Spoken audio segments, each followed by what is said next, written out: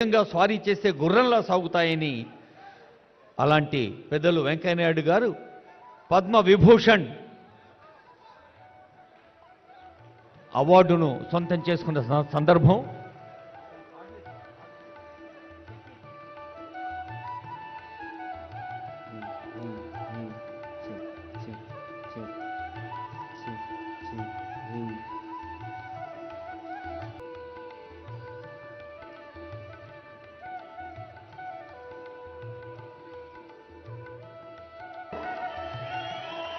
Telugu cinema కోసం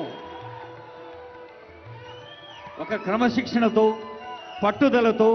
సహనంతో వినయంతో చేస్తున్న కృషి ఆంగికానికి అందం, వాచికానికి వైభవం, ఆహార్యానికి హుందాతనం, సాత్వికానికి సమున్నత స్థానం సొంతం చేసిన మన